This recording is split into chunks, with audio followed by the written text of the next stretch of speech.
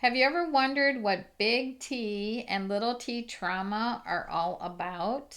I'm Maggie Weldon, founder of Leaving Traumaland.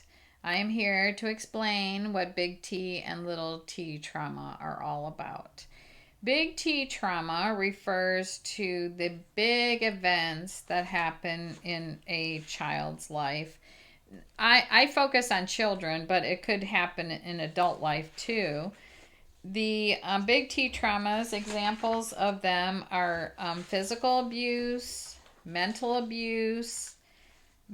health issues, caretaker that's incarcerated, physical neglect, loss of a parent, emotional neglect, sexual abuse, witnessing violence, or a caretaker's drug or alcohol abuse. These can be the big events that happen in a child's life. There's so many more. I have a extensive checklist in this free download, and I'll talk about that later. But there's lots of big T traumas that different people experience, and those are the obvious ones. Though when you think about trauma, you're just like, oh yeah, I could see where that would be, traumatic. But then there's the thing called little T trauma.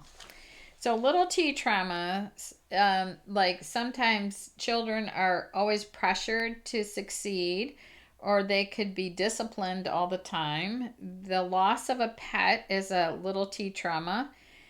The being bullied at school, frequently moving is traumatic. Minor neglect, chronic illness, when your parents are divorced or separated, or when your parents argue all the time. So these are examples of little T traumas. So the important thing to remember here, there's several things, but one is that many little T traumas can add up to be the equivalent of big T traumas. The problem that comes in is typically people with many small T traumas minimize those traumas because they know about the big T traumas that their friend or acquaintances might have experienced or they hear on TV, and they're like, well, mine wasn't that bad. Or I heard this one thing where somebody said to me, well, I deserved it. They got hit all the time and I deserved it. I was like, oh my gosh, I can't imagine hitting my grandchildren. So I don't agree with that. But anyway, because it would be traumatizing for them. The point that I'm trying to make, it's the impact that all of the trauma, whether it be big T or little T trauma, had on you, on your mental, on your physical behavior, on your life. Whatever that impact is what you need to focus on.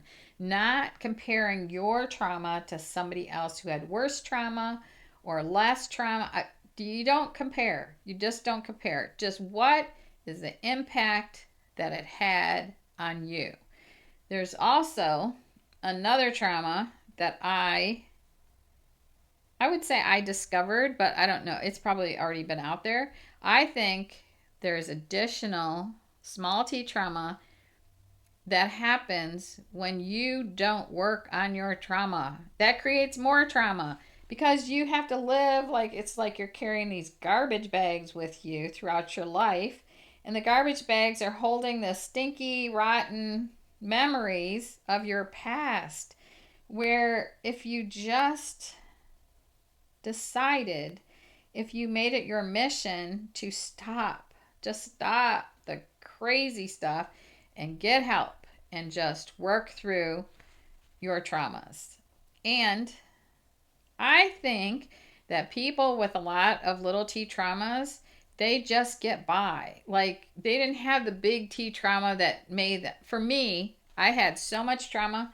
I had so much big T trauma, little T trauma, any kind of trauma, I had it. So I felt like I did not have a choice. Either I went and got help or I would not be here right now, because at one point in my life, I was suicidal.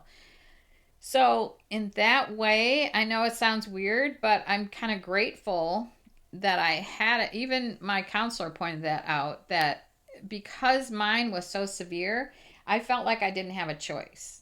I was either, I had a choice. I was going to do this work or I was going to die. So, I didn't want to die. So, thank God I did the work because I'm still here. So, but anyway, so I'm grateful that it was to that level that I couldn't, it was just like the lid was ready to pop off all the time. So it's just like, no, I can't live like this. This is terrible. A lot of people with little t traumas, they're like, oh, it's not that bad. And they just live their entire life just kind of like mediocre. It's like you can live a life where it's more like a roller coaster where you have these ups and downs. That's why I like to live. I like, you take on a challenge and you have this excitement, and then you might have lows, but it's okay. It's no big deal. And one time I was walking out of a grocery store and I looked at all these 80-some-year-old, mainly women, walking to their shuttle bus that was taking them back to their senior housing, the senior assisted living thing, and they were just shuffling to the shuttle, and I just had this surreal moment where I'm looking at them, and I thought that's going to be me one day. And how do I want to look back at my life? What do I want to see when I look back at my life? And I smiled and I said, I I want to see what I see now. And because I was happy. I was happy with what I was doing, how I was living my life. I was taking on every challenge that came up to me. I did it in spite of fear. I developed this strong courage and I just did it. And I'm so grateful that I live like that. All of this about big T, little t trauma is in this free 22-page booklet that I created. There's a link down below. And this book goes over the process that I developed for trauma, working on your trauma, and the checklist for big T, little t trauma. Very extensive, not just the list I went over, but it's very extensive. So, but all of this is to say that your pain does matter and what you experienced did matter, and it's the impact that it had on you. I am here to help people transcend their trauma, and it's just a mission that I've had for about probably, well, for over 12 years for sure. And I was like, oh my God, I got to tell people about, that what's possible. I really wanted that. I really want to help you. And I just really want you to know what's possible on the other side of trauma. So anyway, that's my plea.